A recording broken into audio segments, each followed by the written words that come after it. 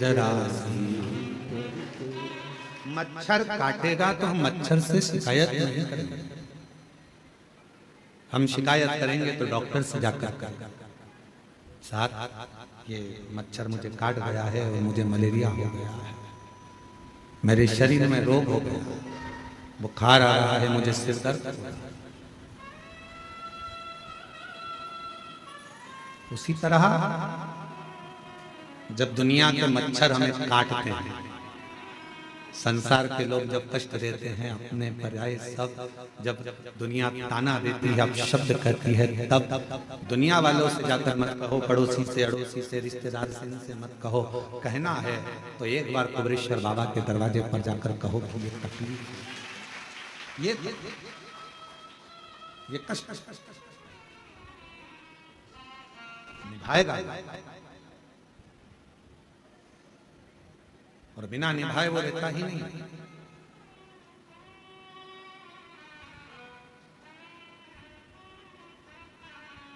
Reel में और real में बहुत बड़ा अंतर है। रील बनाना सरल है पर रियल लाइफ को जीना कठिन है।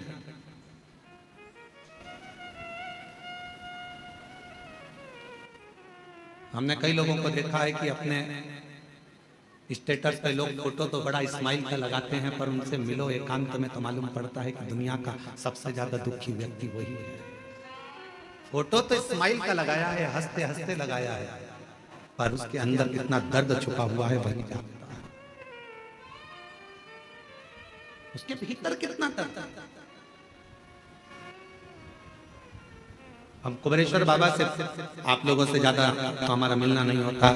आप भी कई लोग आए हैं 24 घंटे, 2 दिन, 3 दिन, 4 दिन यहाँ रुके हैं।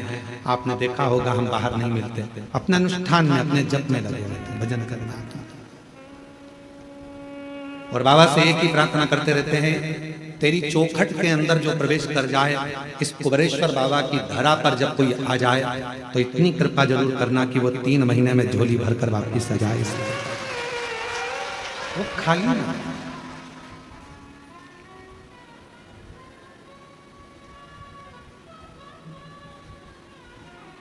खाली रह गया तो 50 जगह जाकर कहेगा मैं सीहोर गया था कुबेरेश्वर बाबा के यहाँ और इतना सुना था मैंने कि वो देता है, फिर मैं कैसे खाली रहता।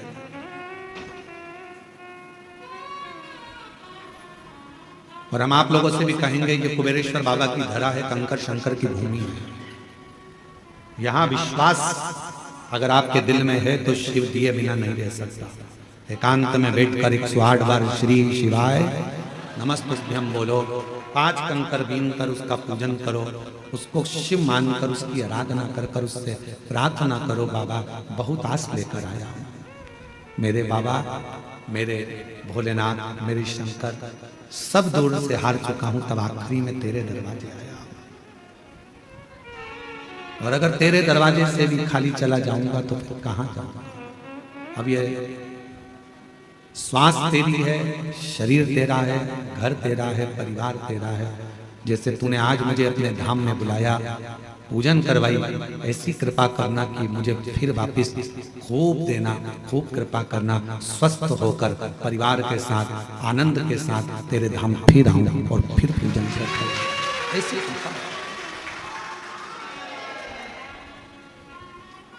प्रार्थना करो, अपना व्यर्थ समय बर्बाद मत करो। बड़ी मुश्किल से बुलाया है उसने तुमको, अपना समय बर्बाद मत करो। यहाँ घूम लिया, वहां घूम लिया, वहां घूम लिया, कितना। आज सवेरे एक माता जी मिली थी वहां की, राजस्थान की, वो कह रही थी कि गुरुजी हम जब रेलवे स्टेशन पर उतरे तो ऑटो वाला बोला हम तुमको यहाँ घुमाएंगे, वहाँ घुमाएंगे, उसके इतने रुपए लग जाएंगे, हम तुम्हें वहाँ लेकर चलेंगे, हम तुम्हें वो मंदिर, हम तुम्हें वहाँ लेकर जाएंगे, हम तुम्हें वहाँ लेकर जाएंगे। मैंने ऑटो वाले से कहा भैया देख, मैं 2021 में आई तब भी बहुत सारी जगह घुमाया, 2022 में भी आई बहुत सारी जगह घुमाया, 2023 में भी आई ऑटो वाला, तुम लोगों ने बहुत सारी जगह घुमाया, पर 2024 में फिर मैंने सुना कि कुबेरेश्वर धाम जाना है, अपने बाप के घर से, बाप के घर से फिर अपने घर जाना है, उससे मांगूंगी, अब किसी से नहीं। तो 2024 में मैं केवल बाबा के धाम आकर उससे प्रार्थना कर कर जो गई, तो आज 2025 में मेरी गाड़ी में खुद बैठ कर स्वयं बैठकर मिलेंगे बहुत, यहाँ चल वहां चल, हम तुझे यहाँ ले चलते हैं वहां ले चलते हैं। बाप एक ही होता है, बाप एक ही होता है। क्यों?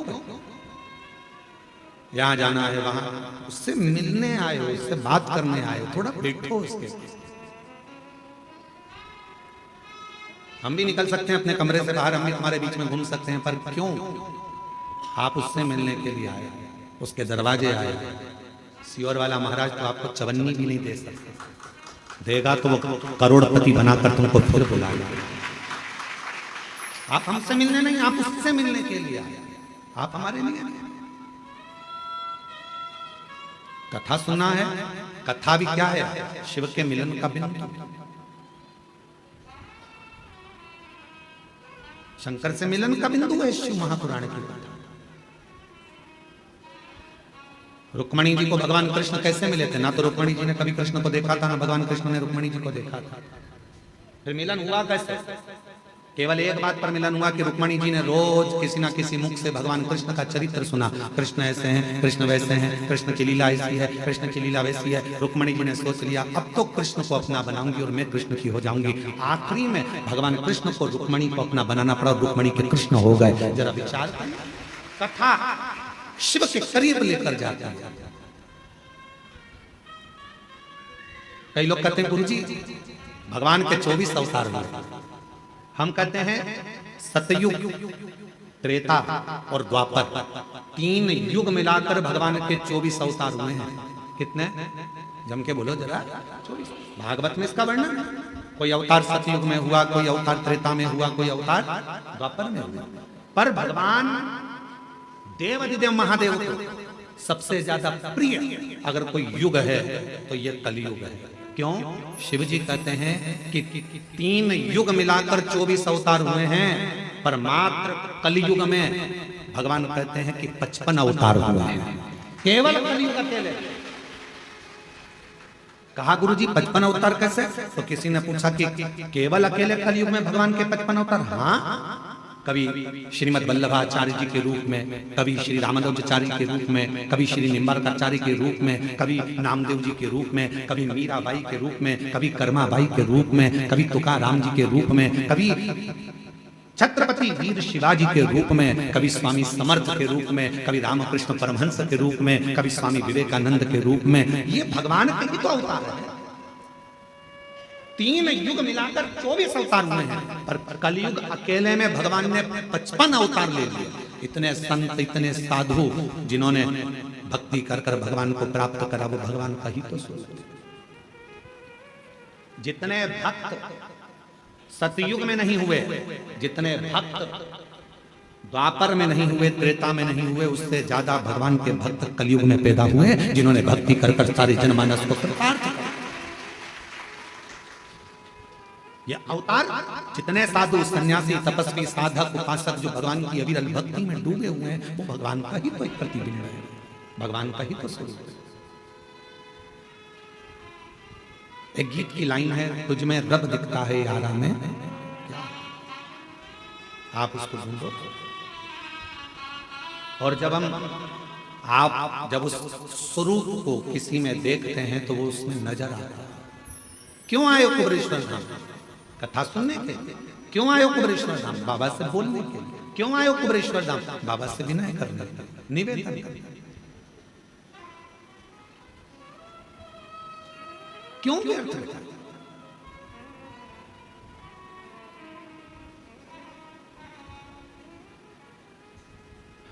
कुबरेश्वर बाबा की धरा पर मेरी माताएं, मेरी जीजियां भी आती हैं, जिनके संतान नहीं है, वो भी आकर अगर दंडवत करती है।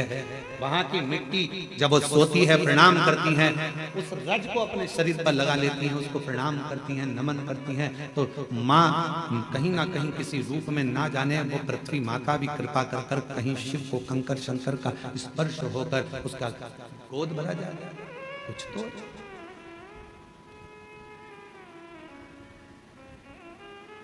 रील बनाना सरल है, पर रियल लाइफ को जीना कठिन है। स्माइल देकर रील तो बना लोगे, थोड़ा नाटक भी कर लोगे, हंस भी लोगे, बोल भी लोगे, आनंद ले लोगे। रक्षाबंधन आएगा तो बहन भाई राखी बना के रील बनाएंगे, फिर दिवाली आएगा तो दिया लगा के रील बनाएंगे, दशहरा आएगा तो रावण के साथ रील बनाएंगे, फिर कोई त्योहार आएगा तो उसके साथ रील बनाएंगे। रील बनाना सरल है, पर जितना प्रेम राखी पर तुम रील में दिखाते हो, क्या उतना प्रेम ओरिजिनल में रखते हो?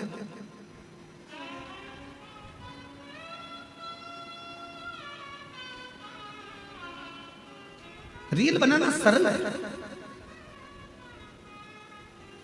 एक फिल्म का निर्माण करना सरल है। पूरी फिल्म में देखो, एक लड़का बता देते हैं, एक लड़की बता देते हैं, एक दो दुश्मन बताते हैं, और पूरा घुमा फिरा कर झगड़ा लड़ाई पंगड़ा सब दिखाएंगे। आखिरी में फिल्म कहाँ खत्म होती है? जहां लड़का लड़की की शादी होती है। ठीक है, बोलो बोलो जम के तो बोलो। फिल्म का वहां पर एंड हो गया, पर हकीकत में फिल्म का तो वहां एंड हो गया, पर अब बताना था फिल्म वालों को कि शादी के बाद क्या क्या होता है। अब सास को निभा, ससुर को निभा, रिश्ते निभा, जेठानी को निभा, ननंद को निभा। फिल्म ऐसी बनना चाहिए कि जिसमें रियल लाइफ हो और जिसमें यह दिखाया जाए कि ननंद बहन होती है, सास माँ होती है, ससुर पिता होता है, जेठ देवर ये हमारे अपने होते हैं, जिनको निभाया जाए, तोड़ा नहीं जाए। रील बनाना सरल है, पर रियल लाइफ को जीना कठिन। पढ़ाई कर ली इंजीनियर बन गए, पढ़ाई कर ली ये बन गए, पढ़ाई कर ली वो बन गए। अरे हमने इतना पढ़ाई करा, हमने इतनी डिग्री धारण करी, पर उनसे पूछो, अभी अभी हमने पहले देखा है, एक हीरो अपना सुसाइड कर लिया, एक हीरोइन अपने मर गई, सुसाइड कर लिया। क्यों भैया? तुम्हें तो करोड़ों का धन मिलता था। एक संत थे, उनने सुसाइड कर लिया था। तुम सब अखबारों में पढ़ते रहते, टीवी में देखते रहते, उनने सुसाइड कर लिया था। तो तुम तो इतने बड़े संत, तुम इतने बड़े फिल्मी हीरो, तुम्हारे पास करोड़ों का धन, वैभव संपदा सब कुछ है, गाड़ी बंगला नौकर चाकर सब कुछ है, तुम्हारे पास में धन भरा पड़ा है, फिर ऐसा डिप्रेशन कहां से आ गया? फिर इतनी चिंता कहां से आ गई कि तुमने अपने शरीर को त्याग दिया, तुम मरी गए, प्राणी छोड़ दिया, सुसाइड कर लिया? आखिर क्यों? तो शास्त्र कह रहा है, शिव महापुराण की कथा कर रही है कि दुनिया में धन तो बढ़ गया, संपदा तो बढ़ गई, पैसा बढ़ गया, गाड़ी बढ़ गई, बंगले बढ़ गए, पर मन का सुकून नहीं बढ़ पाया, शांति नहीं बढ़ पाई। भीतर की शांति होना बहुत जरूरी है, और वो नहीं बढ़ पाता। जितने कॉलेज हैं, जितने स्कूल हैं, सब में कमाने का तरीका सिखाया जा रहा है। जितने कॉलेज हैं, जितने स्कूल हैं, सब में कमाने का तरीका सिखाया जा रहा है। कमाई कैसे करना है, किस तरह से कमाना है, पैसा कैसे लाना है। हर कॉलेज में, हर स्कूल में कमाने का तरीका सिखाया जा रहा है, पर कोई कॉलेज, कोई स्कूल ऐसा नहीं है जिसमें प्रेम बढ़ाने का, उम्र बढ़ाने का, घर में व्यवहार बढ़ाने का तरीका सिखाया जाए। वो चलता, वो बढ़ गया, उसको बढ़ाया। और प्रेम जब अनंत हो गया, रोम रोम संत। प्रेम बढ़ाने का तरीका मेरे शिव सिखाता। किससे झगड़ा करा तुमने? अपने पति से। झगड़ा कर कर कहां गई? शंकर जी के मंदिर में। क्या करने? एक लोटा जल चढ़ाने। अब जब तुम शिव जी के मंदिर में एक लोटा जल चढ़ाने जा रही हो झगड़ा कर कर, तो वहां तो देखो कि शंकर और पार्वती दोनों साथ रह रहे हैं, और तुम झगड़ा करके मायके चली गई। वापिस आओ मायके से, किसी के बुलाने का इंतजार मत करो, आओ अपने घर। देखो शंकर जी अपनी पत्नी के साथ रह रहे हैं, गणेश जी पुत्र के साथ में रह रहे हैं, कार्तिकेय के साथ रह रहे हैं, अपनी बेटियों के साथ रह रहे हैं, पति पत्नी। ये आएगा, शंकर जी की लाइफ में विष आया है, शंकर जी के सामने भी विष आया है, पर उन्होंने पी लिया, निगल लिए, कंठ पर रख लिया, और अपनी लाइफ अच्छी जी रहे हैं। तुम्हारी जिंदगी में भी दुख आएगा, किसका झगड़ा नहीं होता। शंकर पार्वती जी का भी सती माता को समझाया, माता सती नहीं समझी, अपने पिताजी के घर चली गई, जकर भस्म हो गई। कितना दिल दुखा होगा महादेव का, कितना मन दुखा होगा शिव जी का। लोग कहते हैं सबसे ज्यादा प्रेम इन देवता का था, इन देवी का था, इनका था, उनका था। लोग कहते हैं प्रेम की मूर्ति ये भगवान थे, पर सही प्रेम की मूर्ति तो मेरे शंकर भगवान और माता सती थी। शायद शिव जैसा प्रेम किसी ने नहीं करा, शायद माता सती जैसा प्रेम किसी ने नहीं करा। अपने पिता के घर में जब अपने ही पति का अपमान होता देख लिया, तो सती माता ने प्राण त्याग दिया। कितना प्रेम करती होगी मां सती अपने शिव से, शिव से। और कितना प्रेम भगवान शंकर करते होंगे कि सती माता जलकर भस्म हो गई, कंधे पर धर लिया, तांडव रच दिया, मेरी पत्नी, उसकी याद में गले में मुंडों की माला पहन ली और बचा कुचा था मेरी पत्नी मर गई तो उसके तन की भस्म को, राख को अपने शरीर पर लपेट लिया कि मेरी पत्नी की राख है। इतना प्रेम शिव अपनी सती से करते थे और इतना प्रेम सती अपने शिव से करते थे। ये प्रेम है, ये प्रेम। केवल मैसेज में लिख देने से आए, केवल मैसेज में लिख दिया मैं तुमसे प्रेम करता हूं, प्यार करता हूं, हो गया उत्ते में।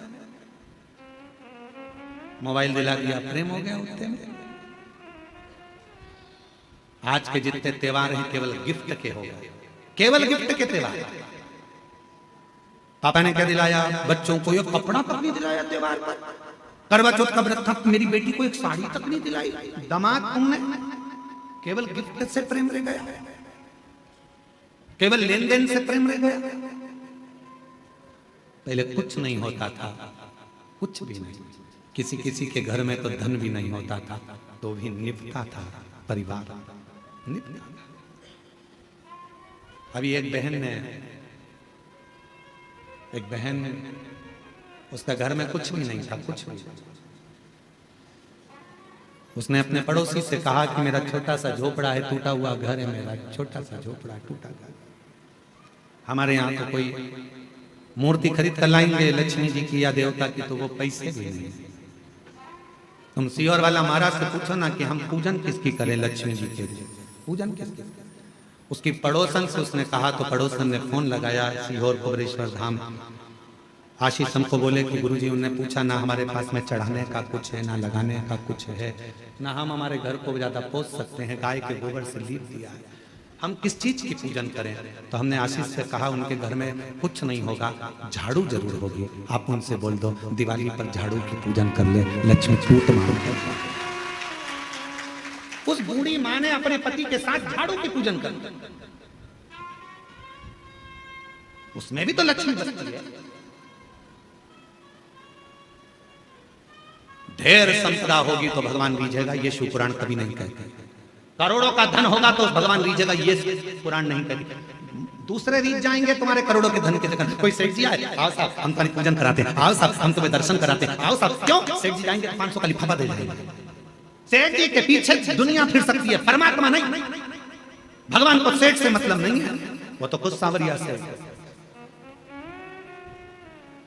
धन से दुनिया खुश हो सकती है, मेरा महादेव कभी धन से खुश नहीं हुआ। मेरा महादेव तो एक लोटा जल और तुम्हारे मन से प्रसन्न होगा। आज पूरी दुनिया हम पर उंगली उठाती है, आज पूरी दुनिया हम पर ताने कसती है, आज पूरी दुनिया हमको गाली देती है। क्यों? क्योंकि सीहोर वाले महाराज ने शंकर जी की पूजन को इतना सरल कर दिया कि दुनिया के लोग कहीं नहीं जाते, केवल एक लोटा जल लेकर शिव जी के पास पहुंच जाते हैं और दुनिया के लोगों का दुख मिट गया, तकलीफ मिट गई। इतने पत्र आते हैं रोज, यहाँ दर्शन करने वाले आते हैं, उनका काम हो जाता है तो यहीं पर पत्र लिखकर ऑफिस में जमा कर जाते हैं। जितने लोग आते हैं, कई लोग आप में से भी ऐसे आए हैं कि वो पत्र लिखकर ऑफिस में दे जाते हैं, भैया हमारा पत्र है, बाबा ने हमारी पूर्ण कर दी, हमारी झोली भर दी, महाराज पढ़े चाहे नहीं पढ़े ये पत्र ऑफिस में जमा करो। जो कमरा बनेगा उसमें ये पत्र रखाएगा कि मेरे बाबा ने मेरे ऊपर ये कृपा करी है, भैया मैं आई थी, बाबा ने इतनी करुणा करी। पत्र लिखकर लोग ऑफिस में देकर जाते हैं। शिव पूजन को लोग डरते थे, उसको सरल शिव पुराण ने कर दिया, सीहोर वाले महाराज ने। लोगों ने विचार करा था इतना पूजन में इतना विधान लगता है, इतना धन लगता है, इतनी दौलत लगती है, इतनी संपदा लगती है, और शिव पुराण कहती है पूजन में केवल मन लगता है। आप जितने लोग शिव महापुराण की कथा सुनने के लिए आए हो, हृदय से कथा श्रवण करने के लिए आए, हृदय से, दिल से सुना, मन से सुना।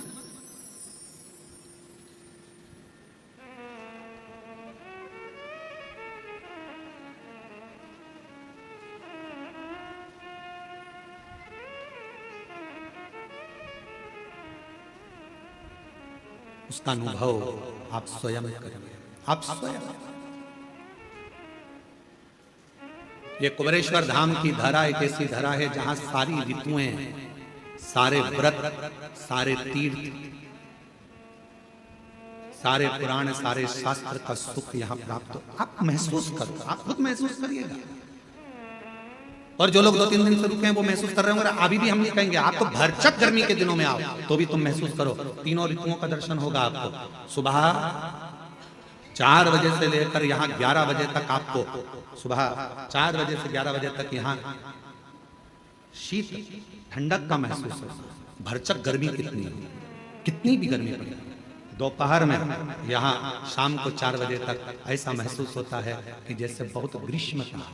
और 4 बजे के बाद शाम को 7 बजे तक प्रदोष आरती तक ऐसा लगता है कि हल्की हल्की पानी की बूंदें कहीं से आ रही हैं, चेहरे पर आकर गिरी है, कहीं जल वृष्टि है। सारी ऋतुएं दर्शन कराती है, सारी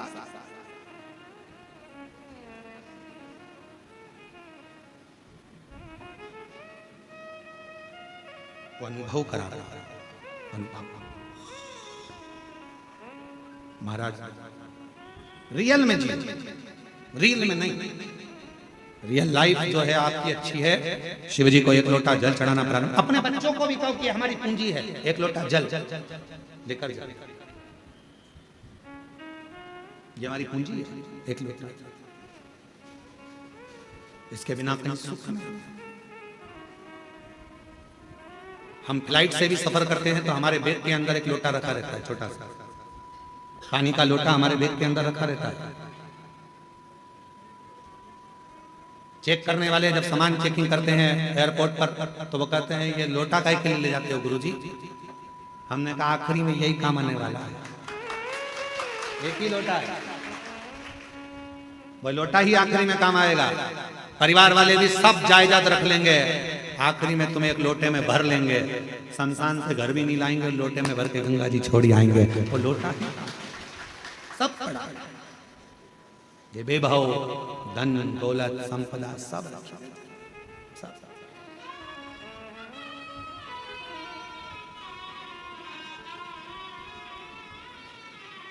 भक्ति करिए। कुबेरेश्वर धाम पर आए हो तो बाबा पर पूर्ण आश्रित होकर, मुझे कहीं नहीं जाना, मुझे तो मेरे कुबेर भंडारी के दरवाजे जाना है, एक बार उससे मिलकर आना, उससे कहकर आना, साधेगा। एक पत्र अच्छा है,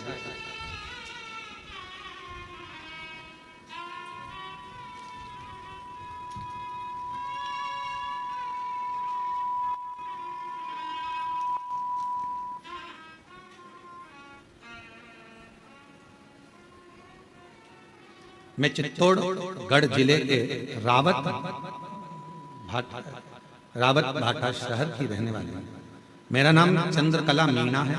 कहीं बैठी हो तो हाथ हिला सकती हैं और एक बेलपत्र लेने के लिए पीछे वाले रास्ते से आ सकती हैं। चंद्रकला मीना है। आपका बहुत बहुत धन्यवाद गुरुदेव। मेरा पुत्र रोहित मीणा की अप्रैल में बहुत तबीयत खराब हो गई, उसके फेफड़ों में पानी भर गया, डॉक्टर ने साफ मना कर दिया, हम इसे नहीं बचा सकते, ये बचेगा नहीं, हम इसे बचा नहीं सकते। मेरे को लगा कि मेरा बेटा नहीं रहा, क्योंकि डॉक्टर ने डायरेक्ट अंदर से आकर बाहर कह दिया कि हम नहीं बचा सकते। पति भी रोए, हम भी रोए कि बेटा हाथ से चला गया। मेरे को लगा कि मेरा बेटा नहीं रहा, पर गुरुजी मैंने हार नहीं मानी। मैंने कहा जो काम डॉक्टर नहीं कर सकता फिर आखिरी में शिव जरूर करेगा। गुरुदेव, सिस्टर जो नर्स थी उसने कहा था कि बेटा बचेगा नहीं, उसने भी कह दिया था नहीं बचेगा लास्ट है। पर एक काम करो, वो सियोर वाला बाबा कथा में कुछ ना कुछ बताता रहता है, अगर उसका कोई एक उपाय भी तुमने कर लिया तो यह पक्का है, ये बच सकता है। हम अस्पताल के पास में मोबाइल रखकर सुने, उसमें आपने रात्रि 9:15 वाला उपाय बताया और डॉक्टर ने तो कह दिया कि अब इसको ले जा सकते हो, अंतिम है ये, इसको घर में श्वास आखिरी निकले तो इसको ले जाओ। हमने कहा डॉक्टर साहब थोड़ा सा रुको, थोड़ा सा। कथा सुनकर शिव के मंदिर दौड़ी, जल भर कर लाई, जल लाकर बेटे के मुख में दिया। डॉक्टर ने पूछा क्या दे रहे हो? हमने कहा आप कह रहे हो कि अंतिम श्वास है तो गंगा जल ही समझ। मुख में जल दिया और जल देकर बेटे के पूरे शरीर पर हाथ फेर दिया। गुरुदेव 20 से 25 मिनट तक श्री शिवाय नमस्तुभ्यम का जप करती रही मैं, और 20 से 25 मिनट तक जब श्री शिवाय नमस्तुभ्यम का जप करती रही तब एकदम बेटे ने झटका लिया और झटका लेकर थोड़ी देर के लिए उठकर बैठा। डॉक्टर ने फिर इलाज चालू करा और बाबा की कृपा से मेरा बेटा बच गया। मेरा बेटा बच गया। आज हम पूर्ण तरह से, मेरा बेटा स्वस्थ है, पंडाल में कथा सुनने के लिए आए हैं, दर्शन करने के लिए आए हैं। मैं चित्तौड़गढ़ जिले के रावतभाटा शहर की निवासी हूँ। मेरा नाम चंद्रकला मीणा है। हम बाबा को प्रणाम करने, मेरा बेटा है रोहित मीणा। शिव तत्व किसको कहता है? शंकर किसको कहता है? और जब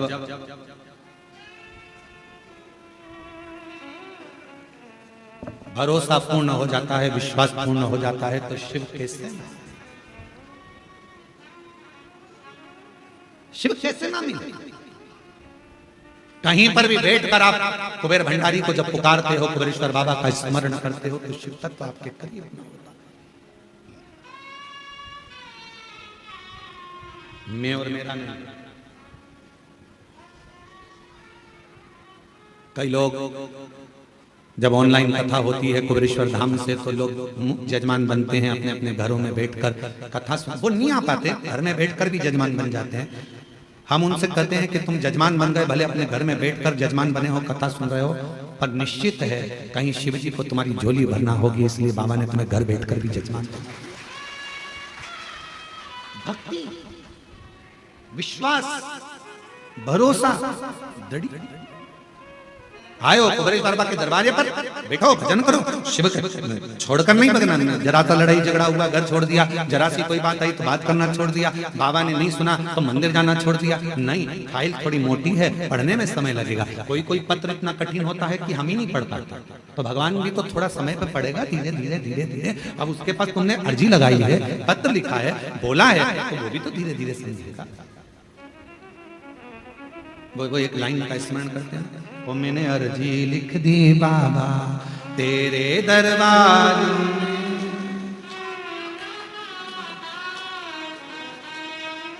हे बाबा, मैंने तो अर्जी लिखी है तेरे द्वार पर आकर, तुझसे विनय करा है, निवेदन करी, प्रार्थना करी, कोई आडंबर नहीं। शिव महापुराण की कथा कहती है, शंकर को भजने वाले को कोई आडंबर की जरूरत नहीं है। तुम जैसे हो वैसे ही बने रहो। आज का जमाना बड़ा विचित्र है। आज के समय में दुश्मनों से डरने की जरूरत नहीं है। आज के जमाने में, आज के समय में बनावटी लोगों से डरने की जरूरत है। दुश्मन से मत डरो, पर बनावटियों से डरो।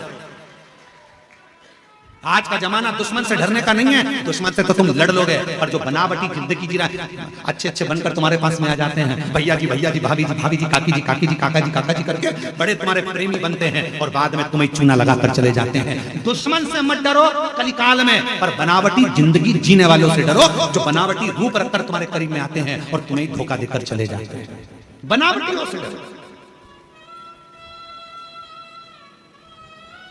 दुश्मन तुम्हारा कुछ नहीं बिगाड़ सकता, पर जो बनावटी बनकर तुम्हारे पास में आए हैं, तुम्हारे अपने बनकर बैठे हैं, तुम्हारा साथ ऐसा लग रहा है कि इसके सिवा कोई नहीं है, यही सब कुछ कर सकता है, यही करेगा, जो बनावटी चेहरा कोई सा रखते हैं और दिखावा कैसा करते हैं, उनसे बचने की जरूरत है। दुश्मन से भले मत डरना, दुश्मन तुम्हारा बाल बांका नहीं कर सकता, पर जो बनावटी जिंदगी जीकर तुम्हारे पास में आए हैं, वो तुम्हें धोखा देकर चले, उससे बचो। और उनको पहचानना कठिन पड़ जाता है। बनावटी लोगों को पहचानोगे कैसे? तुम नहीं पहचान सकते कि अच्छा है कि बुरा है। इसलिए क्या करना, एक लोटा जल चढ़ाओ, शिव जी को जल चढ़ाओ, रोज जल चढ़ाओ। शंकर सबसे पहला काम एक करते हैं। शिव क्या करते हैं? तो के जो तुम्हारे पास बनावटी लोग रहते हैं, एक लोटा जल चढ़ाने वाले व्यक्ति के पास में जो उसका बनावटी लोग रहते हैं, उनको धीरे धीरे शंकर भगवान तुम्हारे दुश्मन को, तुम्हारे बनावटी को दूर करते चले जाएंगे, अच्छों को जोड़ेंगे, दुश्मन।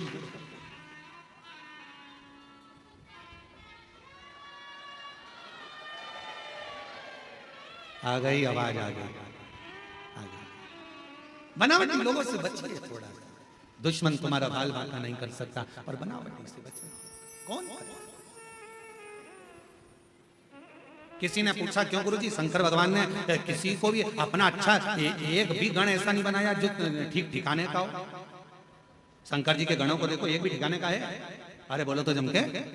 शिव जी ने भगवान नारायण के पास जाकर देखो तो जय विजय पार्षद हैं, ब्रह्मा जी के पास जाकर देखो तो उनके ये पार्षद हैं, अब इंद्र के पास जाकर देखो अप्सराएं और गंधर्व बैठे हुए हैं। शंकर जी के पास में एक भी ठिकाने का गण नहीं है, एक भी। भूत, प्रेत, डाकनी, पिशाचनी, किसी के 12 मुंह, किसी का मुंह ही नहीं, चेहरा ही नहीं है किसी का। कोई रेंग के चल रहा, कोई नंदी, कोई भृंगी, कोई सुरंगी, कोई ऐसा जिसके 3 पांव, शरीर नहीं संभल रहा। भृंगी कैसा था? क्योंकि माता पार्वती जी ने उसको श्राप दे दिया था, तेरे शरीर में जितना मांस है वो सब हट जाए, हड्डी हड्डी पर रहेगा। तो तुमने शिव जी के गणों में देखा होगा हड्डी हड्डी का ढांचा, उसके 3 पांव है। क्यों? शिव जी ने कहा 1 पांव एक्स्ट्रा मैं तुझे दे देता हूं, गिर गया तो 3 पांव दे दिया। और वो भृंगी 3 पांव पे खड़ा। तो किसी ने एक बार इंद्र ने देख लिया उस भृंगी को, और भृंगी को देखकर शंकर जी पे इंद्र हंसने लगे। इंद्र हंसते हंसते बोले, कहने लगे गजब का काम है, इतने बड़े देव अधिदेव महादेव अगर किसी से युद्ध हो जाए तो लड़ाई करने के लिए इन 3 पांव वालों को भेजेंगे? एक मालूम पड़े हड्डी का ढांचा कहीं पे भी गिर जाए। फिर आया समय जब इंद्र का असुरों से युद्ध प्रारंभ हुआ, शिव जी उस युद्ध में नहीं पहुंचे। शंकर भगवान ने देखा सारे देवता हार गए। अब आखिरी में शंकर जी ने कहा कि भृंगी तू जा। और इंद्र के पास में जब असुरों के युद्ध के लिए भृंगी को भेजा तो इंद्र की पत्नी ने पूछा, शंकर जी नहीं आए युद्ध लड़ने? नहीं, ये भृंगी आया। हाँ, इसके 3 पांव है, हाँ हड्डी का ढांचा है, हाँ कमजोर है, ये तो बहुत कोई भी मार के गिरा देगा, फूंक मार देगा तो गिर जाएगा, ऐसा भृंगी है। इंद्र ने सोचा शिव जी ने भेजा है, लड़ाना तो जरूरी है। असुर 1.25 लाख सेना असुर की थी सामने, और अकेला भृंगी जब हड्डी का ढांचा 3 पैर से खड़ा हुआ, एक पैर जो भृंगी ने सामने रखा सारे असुरों को दबा दबा कर मार दिया। तब इंद्र को समझ में आया शंकर का कोई गण कमजोर नहीं। तब समझ में आया कि शिव का कोई गण कमजोर नहीं है। इसलिए निवेदन करते हैं शंकर के भक्त को कभी कमजोर मत समझना। जब भृंगी का 1 पांव 1.25 लाख असुरों को दबा सकता है तो शिव का एक भक्त दुनिया को तार भी सकता है। सामर्थ्य का होना चाहिए। शंकर का कोई गण कमजोर नहीं है। शंकर के गण को कभी कमजोर मत समझना। नंदी, भृंगी, शंगी सब बड़े बड़े। शिव जी का एक गण भूत, अभी तुम लाखों की भीड़ में एक भूत को लाके खड़ा कर दे तो सब भग जाओ। अब जब तुम भग जाओ तो देवता बचेंगे? वो भी भग जाएंगे। अप्सराएं वो भी भग जाएंगे, गंधर्व वो भी भग जाएंगे। शिव शंकर के इंद्र ने ये विचार कर लिया था, ये भृंगी हड्डी का ढांचा, 3 पांव, हड्डी का शरीर, क्या करेगा ये? इससे कोई लड़ाई होगी? इंद्र हंस कर गए थे कि शंकर जी के पास सारी सेना आड़ी टेढ़ी है, कोई काम की नहीं। क्या नंदी लड़ाई करेगा? क्या भृंगी लड़ाई करेगा? क्या शंगी लड़ाई करेगा? कोई गण में इतना बल नहीं है कि वो लड़ाई लड़ लेगा। तब शिव जी ने अपना बल दिखाया 2 बार, एक बार और दिखाया। तब जब ब्रह्मा जी झूठ बोले, जब ब्रह्मा ने झूठ बोल दिया, तब शंकर जी ने अपना एक गण और प्रकट कर लिया। वो था काल भैरव। देवता भी देखकर घबरा गए। दादा शंकर जी के नख में इतनी दमदारी है कि ब्रह्मा जी का सिर काट सकते हैं। इनसे मत भिड़ना, इनसे मत। और मेरी जीजियों, मेरे जीजाओं, मेरी बेटियों, बेटाओं, मेरी माताओं, मेरे बुजुर्ग माता पिता के तुल्य आप सब विराजमान हैं। निवेदन करूंगा, 1 लोटा जल जो चढ़ाता रहता है शिव को, वो शंकर का गण कहलाता है। फिर वो गण से दुनिया भी एक तरफ होती है।